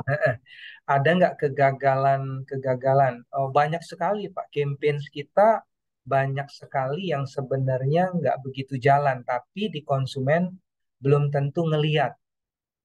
Nah, jadi terutama iklan. Jadi kalau komunikasinya nggak tepat, kita cepat-cepat ganti. Kalau dalam hal brand, kita punya yang namanya super keju. Sebenarnya kalau Mas Gusman ingat itu cheese wafer. Ya itu dia tuh. Kita buat cheese wafer, tapi kompetitor sudah kuat banget dengan cheese wafer. Waktu kita ngeluarin super keju, cheese wafer, aduh, susah, nggak laku. Akhirnya mati brandnya. Sekarang kita keluarin yang namanya Wafelo. Nah, itu lebih cita rasa Italia, rasanya ada butter karamel, coklatnya enak. Nah, ini sepertinya membantu kesuksesan kita. Jadi banyak sih yang gagal juga ada. Dan brandnya akhirnya sudah hilang. Brandnya sudah hilang ya. Iya, Padahal itu udah melakukan research juga ya Pak ya, udah melihat juga iya, segmented market yang mau target marketnya udah dipelajari padahal itu ya. betul, betul Itu banget. aja masih bisa belum tentu sukses begitu. Sukses ya. Tapi paling penting kita harus pinter bagaimana manuvernya Pak ya. Mm-mm, Manuvernya. How to bounce back begitu. Monggo betul. nih ada yang menanyakan lagi nih Pak. Nah, ini dengan ada mengukur dari keberhasilan Mbak Dava, dari pada Pak. ya, saya Bertanya bacain ya Pak cara ya. nama Mungkin produk saya ya. Mm. ya, bagaimana cara memilih nama produk? Apakah ada tipsnya agar menarik dan mudah diingat? Oke. Nah, kalau Ibu lihat em, Mbak Dava, sebenarnya kalau kayak Le Mineral, karena yang kita tawarkan itu dalam mineral, namanya harus gampang. Jadi kita nyebut aja Le Mineral, kebetulan. Karena kalau kita mineral aja, di BPOM nggak boleh, nggak masuk di apa brand yang generik itu nggak boleh dan nggak boleh dipatenkan. Jadi pakai Le Mineral. Akibatnya kesannya dari luar keren gitu kan, importer. Nah, sama halnya dengan teh pucuk harum. Karena kita pengen owning teh terbaik ada di pucuknya. Namanya kita buat pucuk harum gitu. Nah, jadi sari gandum itu hal-hal yang simpel banget. Sama juga Roma. Bu. Roma itu sebenarnya dulu tahun 1948 adalah roti mari. Tapi banyak orang kira Roma dari Roma gitu. Padahal simple roti mari gitu. Kopiku ya dari kata kopi. Nah, gitu kan. Jadi ada yang ngomong pada saat zaman dulu jualan kopi koh. Kopi koh gitu kan. Jadi pertama tapi kalau teorinya memang milih brand itu adalah harus gampang dilafalkan. Jadi syllable biasanya tidak lebih dari 3. Brand yang 3 itu jarang banget. Biasanya 2 the best. Tapi kalau 2 nggak bisa, 2 syllable, 3 syllable biasanya. Kriterianya gampang diucapkan. Kedua, tidak mempunyai asosiasi yang negatif. Terutama kalau kita mau masuk keluar atau nggak aneh-aneh gitulah. Nah, yang lain itu ya mudah diingat. Dan apa ya, simple lah Bu, intinya harus simple. Jadi tips-tipsnya itu seperti itu. Jadi pertama, harus simple, kalau boleh hanya 2 sampai 3 syllable maksimum. Ketiga, punya asosiasi yang bagus atau tidak mempunyai asosiasi yang negatif. Nah, itu paling bagus. Mm-mm. Semoga menjawab Mbak Dava ya. Mm-mm. Terus ada lagi dengan Mbak Ainun ya. Ya, Mbak Ainun. Mas Mbak Ainun Andika, ya. tunggu bentar ya, Mas. Izin bertanya Pak Riki, bagaimana cara Bapak mengukur keberhasilan kampanye pemasaran yang Bapak lakukan? Oke, ini menarik nih pertanyaannya nih. Jadi di dalam marketing itu Bu, ada yang kita bisa cek namanya retail audit. Oke, saya sebelum data dari luar dulu. Data internal yang kita bisa dapat adalah data sales harian. Nah, kalau boleh nanti suatu saat sudah masuk ke jualan atau sudah berusaha apa? Jadi pengusaha. Nah, kalau boleh mulai di tracking jualan per hari. Ada 2 tuh, Bu. Kita harus record Ibu membuat ini produksi berapa harian, jadi laporan mingguan, jadi laporan bulanan. Terus yang bisa dijual ke outlet berapa. Nah, itu penting tuh. Karena usahanya kita masih kecil, sangat make sense dilakukan. Manual pun oke, apalagi sudah punya sistem. Nah, kalau bisa lagi Bu, dari toko yang kita jual, asumsinya kalau kita baru berusaha kan jualan itu kan belum ke 1000 toko gitu. Paling ke 50 toko lah. Nah, rajin-rajin aja Bu, ketika kita besok datang lagi, jualan lagi ke toko A, kita hitung kemarin jualannya berapa. Banyak kan UMKM itu nggak ngecek. Jadi, balikannya itu 30, besok balikannya 40, besok balikannya, jadi dia nggak di-record gitu. Nah, kalau boleh dilihat. Kalau dilihat, jadi itu kita nyebutnya, yang tadi data pabrik itu adalah data produksi. Data jualan saya ke outlet, itu kita nyebutnya primary sales. Dari outlet itu jualan ke konsumen, biasanya kita sebut sebagai secondary sales. Nah, kalau saya punya daftar data sales secondary sales ini, fungsinya ada 2 tuh. 1, bisa membuat forecasting lebih tepat. Jadi akibatnya akan mengurangi barang retur. Jadi kalau outletnya itu, jualan 50, balik 30, besok lagi balik 20, tapi jualannya 35. Nah, kita tahu, jangan kasih 40, jangan kasih 50, kasih 35. Tapi displaynya yang bagus. Jadi production kita nggak akan kebuang habis, Bu. Apalagi kalau UMKM kan kita umur produknya bukan kayak Mayora yang bisa 1 tahun gitu. Nah itu kadang-kadang dilupain, padahal penting banget. Mumpung outletnya masih 50, 100, 200, bahkan 500, masih bisa kita kontrol. Nah gimana kalau saya belum punya data, belum punya duit, tapi jualannya sudah 1000. Pakai rata-rata aja Bu, ambil aja top 100 outlet aja tadi, kita tracking terus jualannya. Nah, itu akan mendeteksi di mana ada problem atau enggak. Karena biasanya produk baru terbang dia. Karena trialnya biasanya tinggi. Di bulan pertama, bulan kedua. Nah, berikutnya tergantung nasib baik sama kekuatan produk. Kalau produknya enak, harganya pas, pasti ada repeat. Nah, jadi tujuan kita adalah kalau awal-awal produk itu, kalau boleh jangan dilupakan repeat. Nah, ini yang problem. Karena kalau kita jadi pengusaha di awal-awal tuh seneng banget jualan dan naik. Misalnya nih, saya jualan ke China gampang banget. Mau 3 bulan kontainernya naik 10 kontainer, 15 kontainer, 30 kontainer gampang. Tapi maintain consistently 10 kontainer selama 1 tahun, belum tentu. Jadi banyak pengusaha yang shocking. Setelah 6 bulan sukses, tiba-tiba ngedrop. Karena kenapa? Secondary-nya tadi nggak di-track. Nah, itu dari data internal. Dari data eksternal, kalau perusahaannya sudah mulai besar, kita bisa afford untuk beli data, terutama di fast moving consumer good, ada data Nielsen. Itu memperlihatkan data off-peak. Kayak yang tadi kayak secondary outlet, secondary sales, tapi dihitung oleh Nielsen. Nah, di sini saya bisa ngukur, Roma Kelapa market share-nya 55, brand B 20, brand C berapa. Nah, kita bisa tracking tiap bulan naik atau turun. Terus ada yang namanya panel data. Panel data ini dilakukan oleh dua agensi, Nielsen maupun Kantar. Jadi saya bisa tahu dia pergi ke 14.000 household. Jadi ke rumah-rumah dia ngelihat penetrasi kita naik atau kurang. Aroma Kelapa dari penetrasinya dari 80% tahun lalu sekarang 90%. Artinya kemarin 8 dari 10 rumah tangga pasti ada aroma kelapa. Sekarang jadi 9 dari 10. Oh, kita tahu. Kita artinya nambah jumlah rumah tangga yang masuk. Terus kita lihat sales kita ini meningkat. Nah, di home panel ini bisa ngelihat dia meningkat gara-gara frekuensi yang tadinya beli 3 kali jadi 5 kali, atau belinya 3 kali sama, tapi average basket size-nya sekali beli naik, yang tadinya 10.000 jadi 15.000. Nah, itu bisa didapat dari Kantar.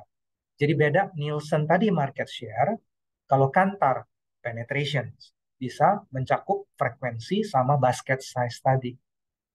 Nah, ketiga, ada yang lebih canggih lagi. Measurement-nya disebut sebagai brand tracking.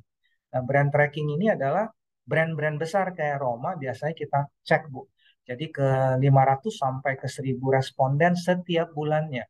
Jadi itu akan ngelihat brand use most often, brand favorite, consumption, trial, brand equity, kekuatan merek, persepsi, brand image, kok kita versus kompetitor, market share, brand funnel, nah itu di brand tracking.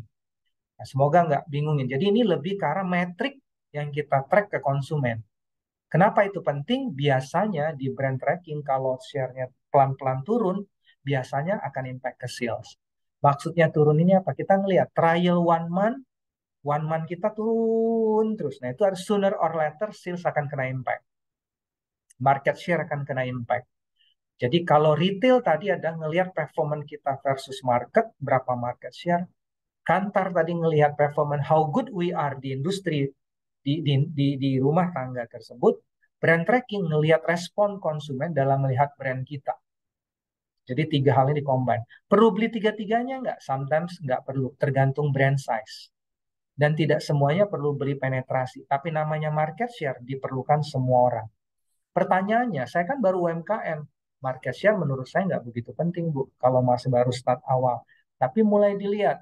Kalau saya mungkin jualan kue jongkong yang dari Bangka, Bu, misalnya. Enak banget, ada beda. Saya bisa compare aja gitu. Saya mau benchmarknya dengan siapa? Pertama, benchmarknya dengan Roma Kelapa, mungkin. Tapi kategorinya nggak relate. Oh, saya akan dengan bolu-bolu yang branded. Boleh. Itu yang direct competitor gitu kan. Bolu atau jongkong orang lain, saya lawannya pakai itu. Atau, nah, tapi jangan lupa ngambil yang sebenarnya dia memenuhi needs yang sama, tapi tidak direct competition. Jadi misalnya orang makan jongkong itu pertama pengen kenyang sekalian indulgent. Tapi di situ ada jualan yang namanya apa ya, coklat mungkin. Jadi kategorinya nggak sama tapi kita track. Karena kita merasa occasion-nya sama misalnya. Nah itu bisa kita track juga, Bu. Nggak usah semua outlet. Ibu akan pikirinnya ya minimum 30 outlet aja. Ibu udah nggak tahu tuh market share kita berkembang nggak berkembang. Oh versus direct competitor begini.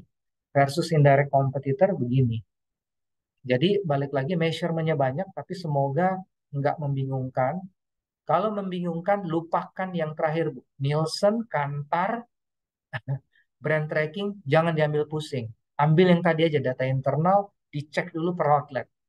Nanti begitu sudah besar baru bisa eksplor yang kategori teknik measurement yang lain. Semoga lebih aplikatif lah gitu, Bu Ainun.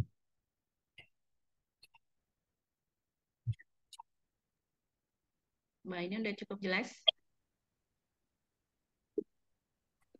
Sudah Bu. Sudah. Oke. Makasih Kak. Pak Riki masih ada Ya. pertanyaan nih dari Mas Andika Yuli. Pak Mas Andika itu. Andika, boleh langsung ditanyakan? Baik, terima kasih atas waktunya, Bu Dian. Selamat sore, Pak Riki. Terima kasih Oke, Mas atas Andika. waktunya, sharingnya luar biasa untuk kemudian bagi ilmu pada kami semua. Mohon izin Bapak bertanya terkait dengan bagaimana kita ketahui bahwasanya produk FMCG itu kan ada katanya dengan umur produk, artinya ada batasan yang kiranya itu produk akan kadaluarsa. Nah, tadi Bapak menyampaikan bahwasanya juga penting juga bagaimana menggunakan saluran distribusi saja seperti retailer, store dan lain sebagainya untuk membantu penjualan. Nah, berkaitan dengan itu Pak, apa program yang kemudian dilakukan Mayora untuk ke store atau retailer agar mereka bukan hanya order tapi juga membantu menjualkan. Contohnya saya lihat ini ya Pak di contoh kerja saya di Indomaret Alfamart itu kan biasanya ketika masuk kan ada display produk di depan kasir. Nah mungkin analisis saya adalah ada program, entah program sales dan lain sebagainya, hingga retailer atau grocer itu tidak hanya order tapi juga benar-benar membantu menjualkan.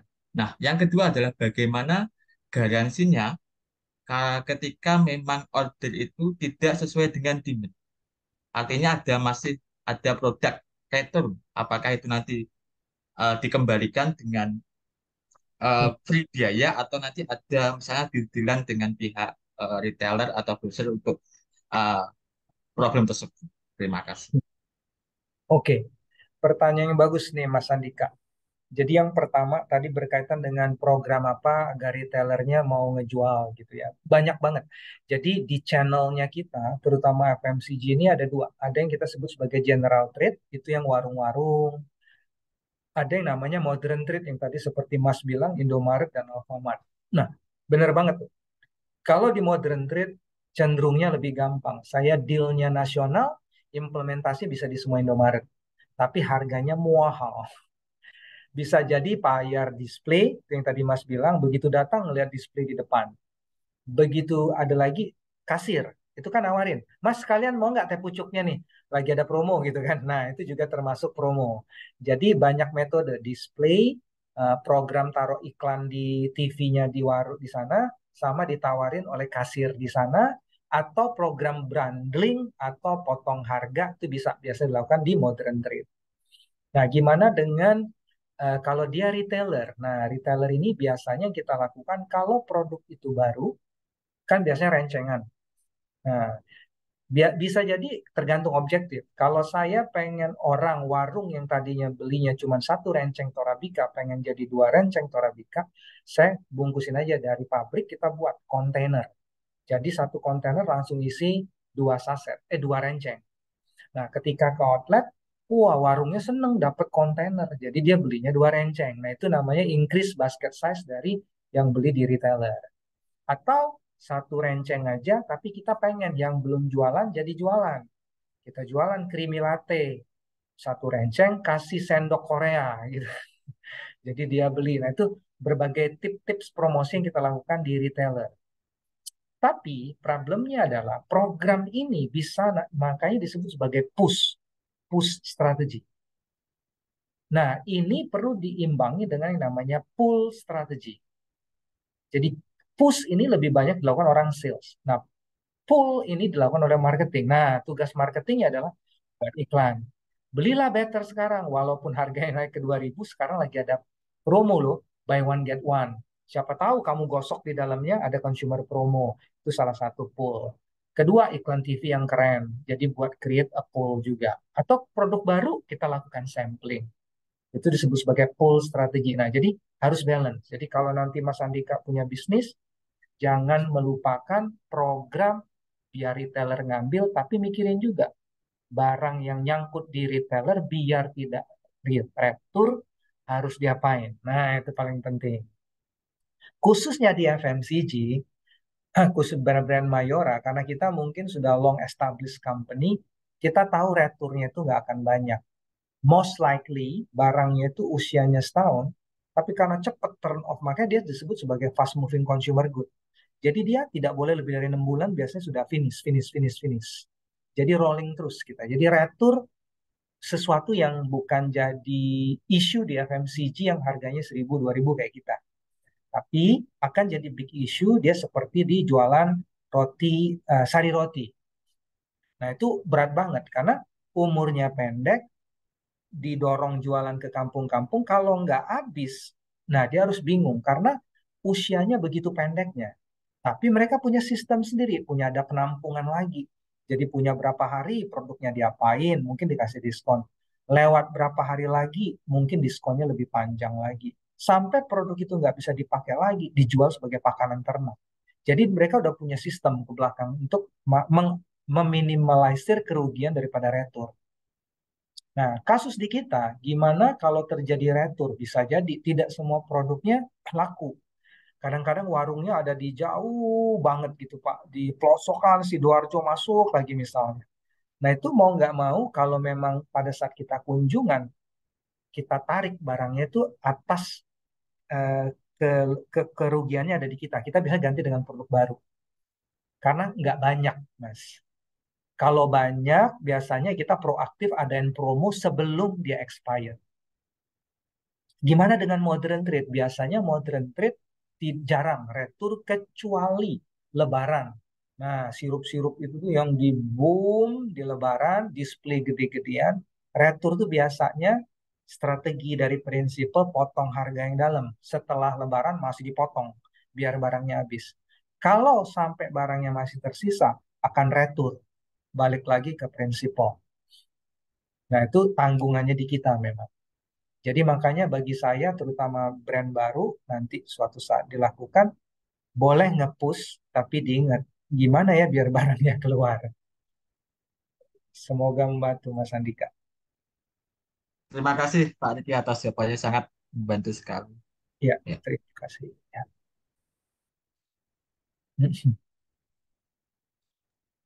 Udah schedule dia nih 3.10 hampir.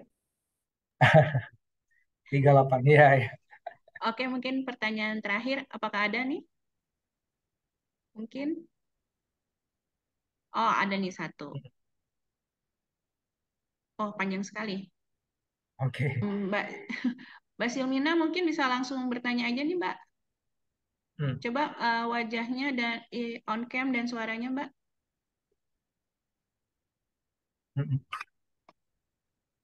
Tes. Ya. Suaranya masuk. Masuk. Oh ya, terima kasih. Mohon maaf belum bisa on cam soalnya sinyalnya takutnya putus-putus nanti suaranya. Ya, boleh, silakan. Iya. Izin bertanya Pak, kan kalau misal kita mau masuk ke e-commerce, itu kan di e-commerce sering terjadi perang harga nih, kan benar-benar kayak separah itu gitu. Nah, buat bisnis-bisnis yang masih baru, itu kalau kita langsung hajar pakai diskon atau promo-promo yang gede-gedenya gitu tuh, apakah selalu menjadi solusi yang paling baik gitu loh? Soalnya kan kayaknya anak-anak zaman sekarang ini terlalu sensitif sama harga, jadi kayak perbandingan harga tipis aja langsung pindah ke barang lain gitu loh. Sedangkan kalau kita belum punya brand yang bagus, kalau mau jual dengan harga yang agak mahal di e-commerce itu kayaknya agak susah gitu. Nah, kalau seperti itu solusinya bagaimana untuk kita yang belum terlalu terkenal mungkin kalau mau buat brand gitu. Oke, ya ini pertanyaan yang menarik dan juga penuh realita nih. Ya, kita juga mengalami hal yang sama, terutama di e-commerce itu ada 3, harga, promo, diskon, sama free delivery. Ini 3 hal yang saling menunjang. Pertama, Mbak, paling bagus kalau memang mau lakukan promo, daripada sendiri, di waktu sendiri lebih baik nebeng. Jadi maksud nebeng itu adalah ketika 10-10, 11-11, ada payday. Jadi ngikutin jadwal promonya e-commerce. Itu yang menurut kita paling efektif, itu satu. Kedua adalah kalau boleh negosiasi, dapatkan banner di depan. Kalau kita buka apps Tokopedia, nah banner di depan itu sangat membantu. Kalau sampai nggak bisa, repot. Ketiga, katanya penamaan dalam hal, ada nih Mbak, ada cerita yang jualan charger. Tapi dia tulis nih, jualan charger handphone, ukuran kecil, bisa Samsung, apalagi itu Samsung, Oppo, Xiaomi, Apple, dan lain-lain. Ditulis lengkap banget. Nah, dengan tujuan apa? Ketika orang search, cari praktis baterai, charger untuk Apple, keluar juga. Jadi, penamaan di e-commerce itu very important. Nah, itu yang harus dicapai. Nah, untuk menghindarin perang harga, kalau tadi kan kalau kita mau ngikut gitu kan promo. Nah, mengikutin perang harga, balik lagi tadi itu Mbak, yang makanya tadi saya cukup nekanin lagi point of difference sama konsep. Jadi kita harus mempunyai pembeda. Kalau produknya kita ini tidak ada pembeda, akan susah. Memang akan dianggap sebagai komoditi. Jadi konsumen akan melihat A atau B. Nah, yang jadi pembedanya ini nih bisa dua nih Mbak. Satu memang bagi saya ada kategorikan yang mungkin Mbak bilang, ya duh nggak bisa ya namanya jualan jepit rambut aja mau dibedain gimana gitu kan ya. Susah gitu kan. Saya juga jualan unfortunately jualan jepit rambut misalnya.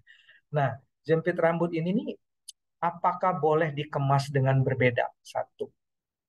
Kedua, lakukan bundling. Itu juga berbeda. Ketiga, penampilan foto. Keempat, dibuat video untuk mendemonstrasikan betapa canggihnya jepitan rambut ini. Jadi kita nggak terperangkap dengan harga. Nah, ada contoh yang di China itu, kalau produk dia jualan produk deterjen, kan dia harus tahu um, ukurannya berapa.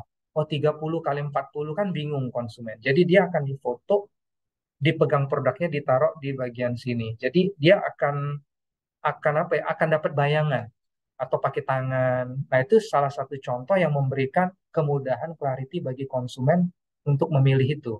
Karena kalau bedanya nanti dikit, Bu, wah, tapi fotonya ini lebih kredibel ya. Kelihatannya ini lebih cakep ya. Kayaknya plastiknya ini lebih bagus ya. Kayaknya ini kayak. Nah, ini membantu kita untuk memilih ke kita walaupun harga kita nggak diskon tajam. Jadi balik lagi yang paling penting gimana kita punya konsep atau diferensiasi Mbak, menurut saya balik lagi harus berbeda dari yang mainstream. Tapi kalaupun tidak ada, lakukanlah perbaikan dalam hal penamaan produk, tadi bundling, creative promotions, foto yang keren, video yang bagus. Jadi jangan dianggap remeh itu Mbak. Sama customer service. Karena at the end akan dilihat, apalagi harganya sama, yang dilihat cuma 3R. Rating, apalagi recommendation, apalagi satu lagi R-nya itu Mbak ya. Rating, review, dan recommendations. Apalagi di e-commerce. Jadi itu sangat pengaruh banget. Jadi e-commerce Mbak, jangan melupakan rating store Anda. Jadi itu sangat-sangat penting. Nah, jadi hopefully kalau kita melakukan kombinasi dari berbagai hal ini, ya mudah-mudahan lah nggak terlalu parah lah kita ikut promo harganya. Tapi bukan berarti promonya nggak boleh diikutin Mbak. Promonya diikutin asal tahu kapan. Yang tadi saya bilang tips kalau di kita pengalamannya ikut aja yang promo yang paling paling heboh dari sana dibandingin saya buat sendiri. Kedua, kalau boleh negosiasi, dapatkan support-support dari platform tersebut biar brand kita tampil lebih di depan. Karena kalau nggak kelihatan, itu sama jadi susah dijual. Nah, nggak tahu tuh Mbak Silminanya apakah oke, apakah kalau ada masih bingung boleh ditanyain. Terima kasih. Baik Pak, cukup jelas. Terima kasih banyak.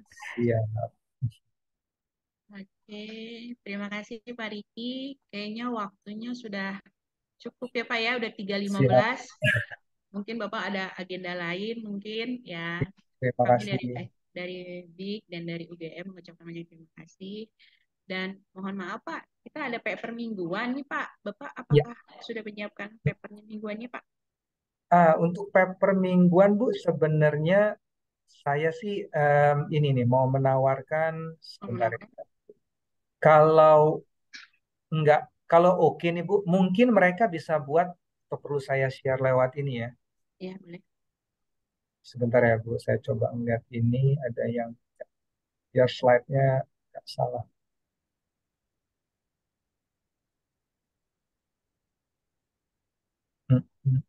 Nah, apakah terlihat Bu?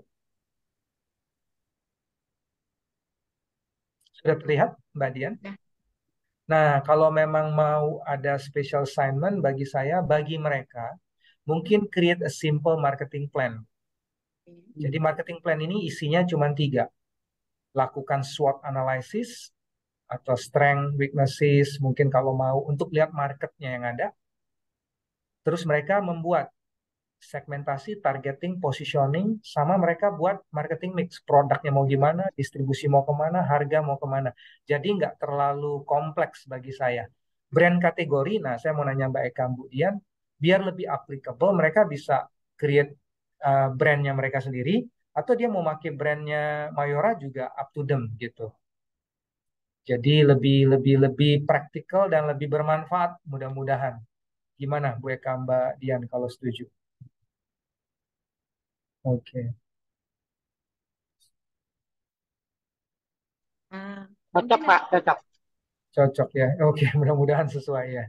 Jadi mereka juga bisa pakai produk mereka sendiri Bu ya, biar nggak daripada ngerepotin apa, sekalian aja mereka exercise punya sendiri gitu saya pikir. Benar Pak. Ya, di paper saya yang pertama mereka pakai produk mereka sendiri juga Pak. Oke Bu, boleh. Iya, mereka pakai produk mereka sendiri. Nah, di sini jadi ngelihat kan bisa menanyakan diri sendiri juga gitu ya Bu. Menurut saya harga cocok nggak, distribusi mau kemana ya, mulai mikir kali sekarang. Gitu Bu Dian. Oke. Siap. Oke Pak. Oke Dian. Mungkin sebelum Dian tutup, saya pertama-tama Pak atas nama UGM Planners Pak, yang merupakan kolaborasi kerjasama antara FTP UGM dengan Iya. Bawa Indonesia Global Big, mengucapkan banyak terima kasih atas ilmu yang telah Bapak bagikan dengan luar biasa, waktu yang Bapak berikan, yang dimana saya lihat Bapak dengan passionate ya, menyampaikan kepada para future leaders yang saat ini berada di Universitas Gajah Mada. Kita nggak tahu Pak, mungkin salah satu jadi presiden lagi Pak di Indonesia ke depannya Pak. Dan mereka nanti akan bilang sama kita, dulu saya itu ikut UGM Planners, belajar sama Pak Riki Afrianto gitu. Nanti menjadi nilai tambah bagi Mayora dan Bapak pribadi juga. Dan tentunya saya berharap teman-teman semua nih, para peserta UGM Planners kedua ini, juga apa ya, ilmu yang sangat-sangat luar biasa ini bisa apa ya, dipelajari, dipakai, diingat dan digunakan, sehingga tentu ke depannya teman-teman ini lebih sukses lagi. Tidak hanya memiliki entrepreneur mindset, tapi juga menjadi entrepreneur yang luar biasa. Sehingga UGM Planners ini tidak hanya sebuah tagline, tapi memang memberikan impact dimanapun kita berada dengan apa ya, passion yang kita ingin ke depan, kita majukan ke depannya. Itu saja Pak dari saya. Terima kasih banyak sekali lagi Pak. Mohon maaf kalau ada yang kurang sempurna. Teman-teman semua nih, para rekan-rekan UGM Planners juga terima kasih. FTP UGM juga saya ucapkan terima kasih. Jadi Pak, nanti kalau sudah ada papernya masuk, bisa di-share nanti kepada Bapak. Kalau Bapak nggak keberatan, boleh bantu kami dikoreksi. Itu saja dari saya. Terima kasih banyak Pak Riki. Terima kasih semuanya.